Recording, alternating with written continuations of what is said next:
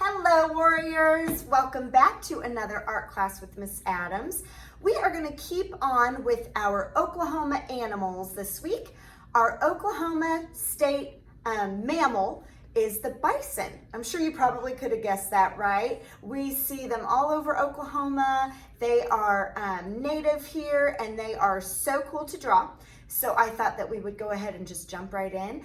I suggest you have your paper sideways today. He's a little bit easier to fit on the page. Now listen, these are huge in real life, right? The bison actually is one of the biggest mammals in the whole continent of North America, one of them. So he might fall off the page, guys. Mine might fall off the page. I don't know. We'll see. So please don't worry if he falls off the page. Like I said, they are big. Just draw what you can, and we'll see if we can fit him. If we can't, no big deal. Okay? So we are going to go ahead and start with his nose. And their noses, of course, are shaped differently than ours are. They're sort of broad and flat and kind of wide. So we're going to start with his nose, and I want you to really think about where you're going to put his nose before we get started. If you have his nose right in the middle of the paper, he's more than likely not going to fit. I would definitely move it over a little bit, and I wouldn't make it too big, guys. I really wouldn't. I'd keep it pretty small, okay? So we are gonna go ahead, and all we're gonna do first is just make a little dip for the center part of his nose, this little curve line for the center part of his nose, really small, guys. So I'm gonna scoot it over a little bit, and I'm just gonna make a little tiny curve line. That's it. Little tiny curve line for his nose, for that center little dip in his nose. Then I'm gonna go ahead and curve it over on one side a little ways, and I'm gonna curve it over on one side a little ways. So it looks a little wider, but I kept it really small.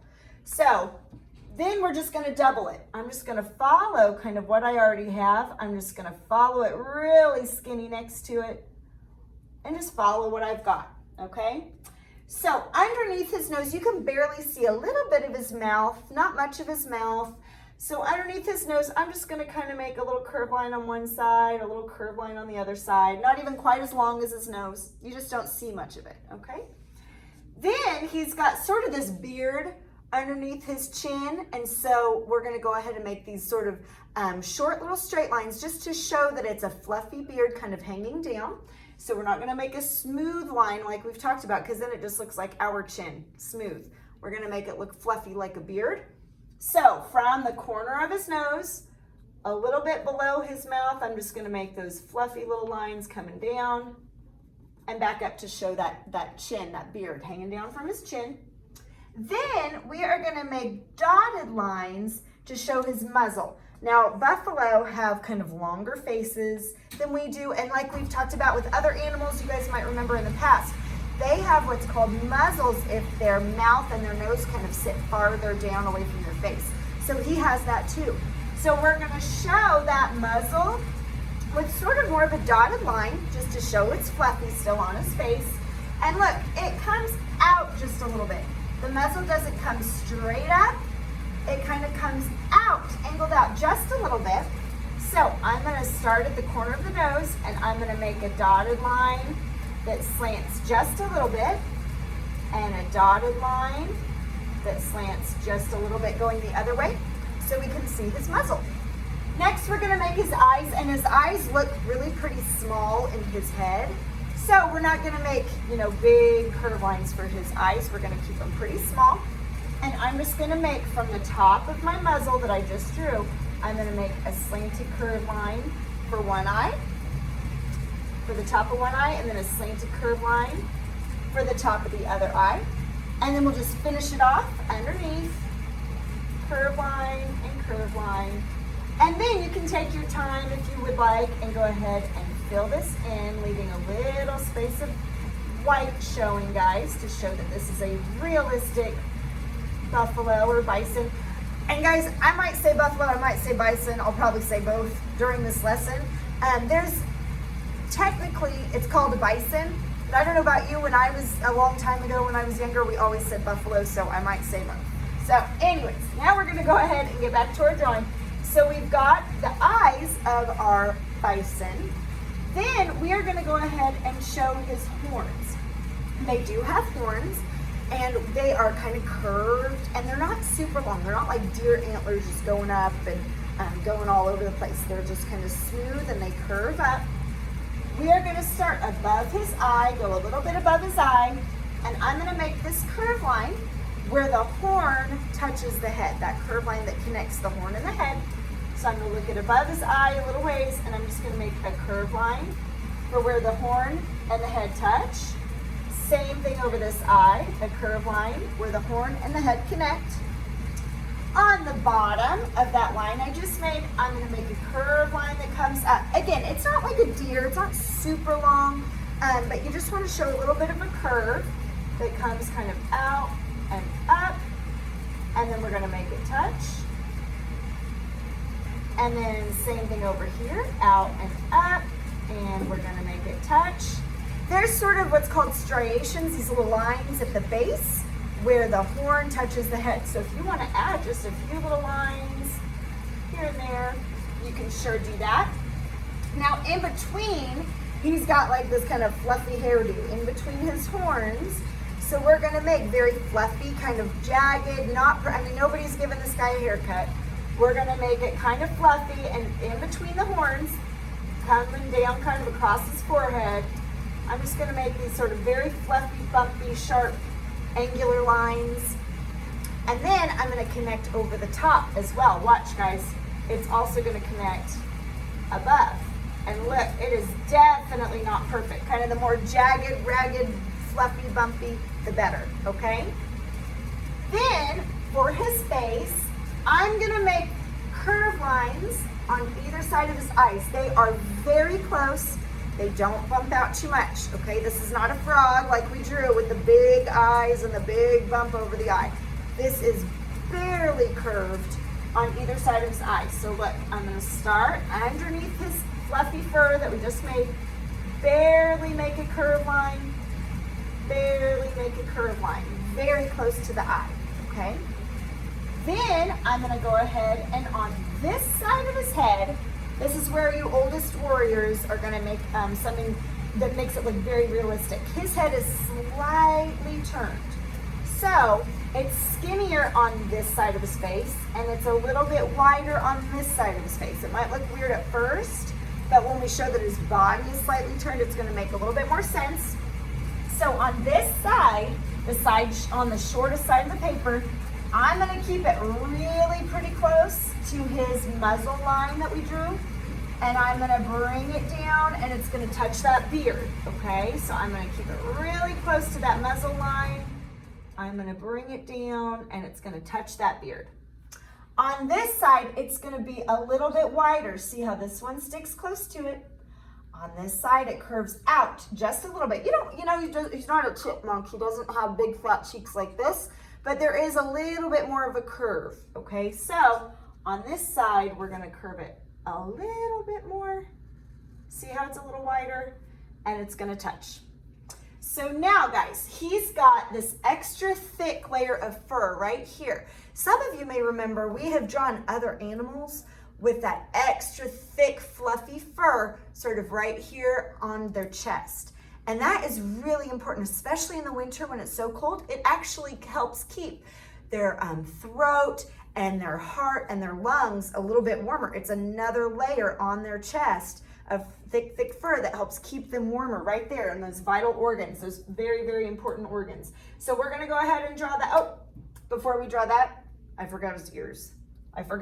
You don't see, they're not big bunny ears. You don't see them too much, but you do see a little bit of the ears sticking out. So on the other side of his eye, on that outside line, I'm just gonna make a curve line. And it's gonna come in and touch. Not big at all. If you wanna add a few little fluffy lines on the inside, you could. Same thing on the other eye. Not too big, curve lines for his ears and fluffy lines on the inside. Now, we're gonna go ahead and add that big fluffy fur patch right there on his chest. So, very close to his beard, the beard that's hanging down a little bit, very close to that, I'm gonna go ahead and make this rough, jagged, ragged line down a little ways, and then it's gonna come back up and kind of disappear behind the ear. So it's gonna be very close to on this side. It's gonna be kind of rough and fluffy coming down for however long you want that to be. Then I'm gonna swing it up, and look guys, just like this side of his face is skinny, we don't see as much on this side of that fluffy patch, but it does come up a little wider and actually hide behind the ear on this side. So I'm gonna let it get a little wider, just a little bit wider, and it's fluffy and it's rough and it's bumpy and it touches the ear. So now we're gonna go ahead and start in on his body. I'm gonna show, he also has much fluffier fur on the front of his body, and it's a little smoother on the back side of his body. So we're gonna keep those fluffy lines, and I'm gonna show this fluffy line coming down, and look, this is almost as tall as his body's gonna be, almost down to the ground. You see a little bit of his foot sticking out and his legs sticking out, but not much, okay? So this line is gonna determine about how tall he's gonna be. So I'm gonna start a little ways up, and I'm just gonna make it come, and it's definitely gonna be lower than this. And it's nice and jagged and fluffy. And then I'm gonna go ahead, and it's kind of skinnier at the bottom, and it gets a little wider as it comes up. Now look, I'm gonna stop it. Look at this part right here that we drew, that thick fluffy fur on his chest. I'm gonna stop this about halfway up.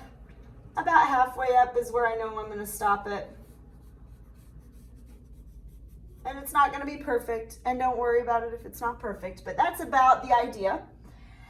And then we're gonna go ahead and draw the foot sticking out, the legs sticking out, and the little hoof sticking out for the bottom part of his body. So you're gonna see it's really pretty skinny, and you're just gonna see 1, 2 curved lines for the bottom part of his leg.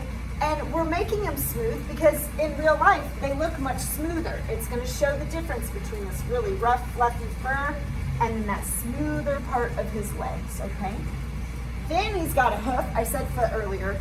It's really a hoof, guys. It's not feet like ours with toes sticking out. It's a hoof. And so we're gonna go ahead and make it connect with the curve line. And then it slightly sticks out on both sides. We're just gonna make a little curve line out, a little curve line out. Now look how close I'm getting. I think I can barely squeeze this on. You might have run out of room already, guys. No big deal if you have, okay? I'm barely getting mine on. But if you run out of room, they're huge, guys. They weigh over 2,000 pounds. The male bison are over 6 feet tall, taller than maybe your adult dad at home or your grandpa at home. So they are big animals. If he's run out of room, no big deal, okay? Now we're gonna go ahead and slightly and bring it towards the middle. And then there's a little angle line up and back down and make it touch, okay? Whew, barely fit it on. Now, if you're lucky if you had room. Now we're gonna go ahead and show the other leg sticking out. So a little bit in front of this one, we're just gonna make some more of those rough, fluffy lines. And it's gonna stop about the same length. His body is turned a little bit, and so his feet look a little bit more uneven. There's not one that's a lot shorter, just because his front end is sort of bent a little bit. So then we're gonna go ahead and make it connect. His leg is sort of turned just a little bit though, so it looks a little different. So I'm gonna go ahead and start again with a smooth line for 1. And watch, this time we're gonna go ahead and make this kind of curve out just a little bit to show this little notch that sticks out. And it's gonna come back in, don't touch. And then we're gonna go ahead and make it come down. This time the hoof is gonna be, it's gonna curve and touch. See how it curves more down and it touches? And then we're gonna go ahead and make it curve forward a little bit for the front part of the hoof. I'm gonna make it curve down a little bit for the back. And you might see a little bit of that angle line sticking forward, and you might not. It's up to you how you wanna make it. But so that's for the front leg. Now we are gonna make this big sort of hump on his back. So we don't wanna just make a smooth curve line that comes back to connect. He's got a very big bump on his back, okay? So I'm gonna start really close to this horn over here, And I'm gonna make this line that curves up, and then it's gonna curve down for this shaggy part of his fur. Watch. It curves up, it's gonna slant down, and it's gonna come in and touch. Notice where it touches. Not at the top of this line, but down just a little bit, okay? Not at the top of this line, but down just a little bit. So it might be a good idea at this point, warriors, to take your finger and kind of trace out the path, make it go nice and high up, swing it in and touch, okay? Might be a good idea to always trace with your finger, but I'm gonna make it come up. And notice how it's nice and shaggy, and it's gonna slant down. And it's just gonna come in and touch. So now we've got his big bump. Now we're gonna go ahead, let's draw the bottom part of his legs and then we'll connect it, okay? So we are gonna draw just a little bit of his belly. You don't see too much of his belly. It curves sort of back and up a little ways. So I'm gonna start it about where this leg is touching, somewhere around here, about where the leg is touching. We're just gonna go ahead and make a curved line that comes back, and it's gonna start to slant up just a little ways. You don't see too much of the belly, so don't make, it's not a snake, you don't wanna make it really long, just a little bit. Then, not at the end of this line, but up a little ways, is where I'm gonna start this back leg. So, I'm gonna come up a little ways, and I'm just gonna go ahead and make it slant back. I need to make mine touch. Yours might already touch, it might not. You're gonna make it slant back a little ways. Then his back leg is turned towards us and it's shaped just a little bit different. And so I'm gonna go ahead and make a little curved line that comes down almost like his knee. It just sort of bumps just a little bit, not too much. And then it's gonna go ahead and be smooth down and stop. Now before we make this hoof, let's go ahead, look at this little bump that we did for his knee here. I'm gonna make it however wide you want it to be, and I'm gonna make another curved line that kind of goes the other way, and then smooth down. And then we can add the hoof. We're gonna go ahead and make a curved line for the top of the hoof, and it's gonna curve out and curve out, just like this one, and make it touch with a little angle line in between. Now, this other leg, we're gonna go ahead and make just a little bit differently. Very close to that bump in his knee right here, very close. I'm gonna make it, it almost looks like it's coming out of this curve line right here. It's on the other side of his body.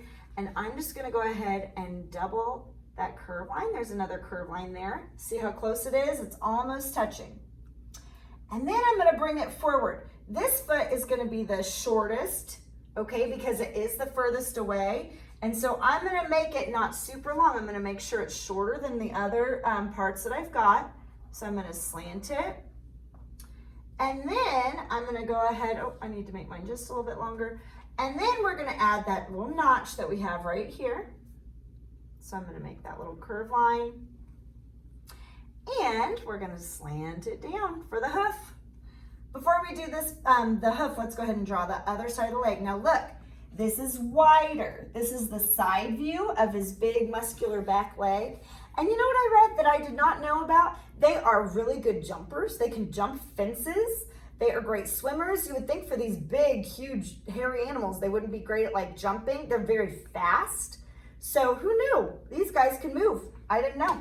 So he's got this nice, strong, powerful leg that allows him to jump fences or jump over little streams to cross. And so we're gonna go ahead and make, notice how much wider it looks because it's the side view.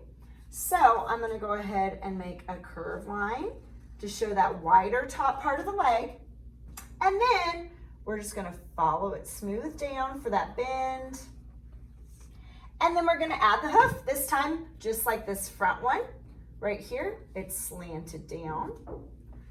It's slanted, and then we're gonna make it curve for the hoof, curve down a little ways, and add that notch if you have room. If not, just make it touch.